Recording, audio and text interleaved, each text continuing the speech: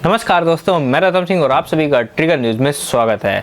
आज की इस वीडियो में हम बात करने जा रहे हैं एक ऐसे देश के बारे में जहां इमरजेंसी के साथ साथ 36 घंटे का कर्फ्यू लगाया जा चुका है और वहां सिर्फ पेट्रोल ही नहीं बल्कि खाने पीने के सामान के भी भारी कमी हो गई है। वह देश है श्रीलंका, जिसको सोने की लंका भी कहा जाता था। श्रीलंका में फरवरी के महीने में देश का फॉरेन करेंसी रिजर्व जनवरी 2020 के मुकाबले 70% की गिरावट का सामना कर रहा है, जिसका असर ये हुआ कि श्रीलंका के पास सिर्फ एक महीने तक का ही पैसा बचा हुआ है। और आपको बता दें कि श्रीलंका अपने ज़्यादातर सामानों के लिए इंपोर्ट्स पर ही निर्भर करता है, जैसे कि दवाएं, चीनी, दाल, खाने पीने के सामान भी श्रीलंका इंपोर्ट कराता है। और इन्हीं सब वजह से देश को भी भारी इन्फ्लेशन का सामना करना पड़ रहा है और लोगों को खाने पीने तक के सामान खरीदने में काफ़ी दिक्कत आ रही है। इंडियन एक्सप्रेस की एक रिपोर्ट के मुताबिक श्रीलंका के आने वाले कुछ हफ्ते में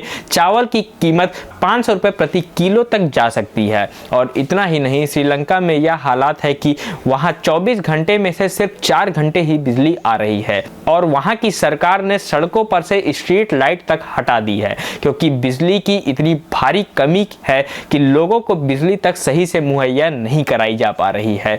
आपको मैं क्या क्या बताऊं, लिस्ट बहुत लंबी है, लेकिन इतना समझ लीजिए कि देश में यह हालात हैं कि अखबारों और मैगजीन संस्थानों को भी अपने प्रिंट कम करने पड़ रहे हैं, क्योंकि प्रिंटिंग में इस्तेमाल होने वाले संसाधनों की कमी पड़ रही है। इन सब के चलते लोग श्रीलंका में पलायन कर रहे हैं। बहुत से ऐसे लोग हैं जिन्होंने श्रीलंका छोड़ दिया और भारत चले आए। हालांकि श्रीलंका के इतने खराब हालत में भारत श्रीलंका की बहुत से तरीके से मदद कर रहा है। बात करते हैं श्रीलंका का ऐसा हाल क्यों हुआ। दोस्तों, श्रीलंका के इस हालत के पीछे कहीं ना कहीं जिम्मेदार है 2019 में हुआ बम ब्लास्ट। जिस बम ब्लास्ट ने श्रीलंका टूरिज्म को बहुत प्रभावित किया और साथ ही साथ देश में सांप्रदायिक हिंसा को जन्म दिया। इस दौरान श्रीलंका में काफ़ी सारी मस्जिदों को तोड़ा गया, मुसलमानों के घर, उनके दुकान जला दिए गए और बहुत सी ऐसी घटनाएं हुई जिससे देश में सांप्रदायिक हिंसा भड़की। और श्रीलंका, जहां की इकोनॉमी में 13 से 15% हिस्सेदारी टूरिज्म की होती थी, वह 2019 के बाद काफ़ी घट गई। और उसके बाद कोरोना वायरस ने तो सभी देशों की टूरिज्म को एकदम से ठप कर दिया। श्रीलंका के इन हालातों का सिर्फ यही कारण नहीं है, ऐसे बहुत से कारण हैं जिसकी वजह से आज श्रीलंका की जनता को इतनी दिक्कतों का सामना करना पड़ रहा है और अपना देश छोड़कर जाना पड़ रहा है। जो लोग देश में हैं वह अपनी सरकार से परेशान होकर राष्ट्रपति के आवास पर धावा बोलने की कोशिश कर रहे हैं, जहां उनका सामना पानी की तेज बौछारों और आंसू गैस की गोलों के साथ हुआ। लोगों का कहना है कि हमें गैस के लिए, पेट्रोल डीजल के लिए, यहाँ तक कि दूध पाउडर के लिए भी कतारों में लगना पड़ रहा है और इतने महंगे दाम पर हर चीज़ खरीदना पड़ रही है। और लोगों की मांग यह है कि श्रीलंका के प्रधानमंत्री देश छोड़कर चले जाएं। जानकारों की माने तो साल 2019 में टैक्स में की गई कटौती और कम ब्याज की वजह से देश में इतनी महंगाई बढ़ गई। सरकार ने जहां टैक्स में कटौती की, यह सोचकर कि लोग ज़्यादा से ज़्यादा स्पेंड करेंगे और हमारे पास ज़्यादा से ज़्यादा पैसा आएगा, वहीं हुआ कुछ इसका एकदम उल्टा, क्योंकि 2020 से कोरोना की वजह से लोगों को घरों से बाहर ही नहीं जा सके तो वह क्या ही खर्च करेंगे और इस वजह से सरकार के पास पैसा खत्म होना शुरू हो गया। सिर्फ टैक्स दरों में कमी नहीं बल्कि 51 अरब डॉलर का कर्ज भी एक सबसे बड़ा कारण है श्रीलंका में हो रही इकोनॉमिक क्राइसिस का। श्रीलंका में हो रही इकोनॉमिक क्राइसिस की एक वजह श्रीलंका सरकार का एक फैसला भी है, जो कि 100% ऑर्गेनिक फार्मिंग का फैसला लिया गया था।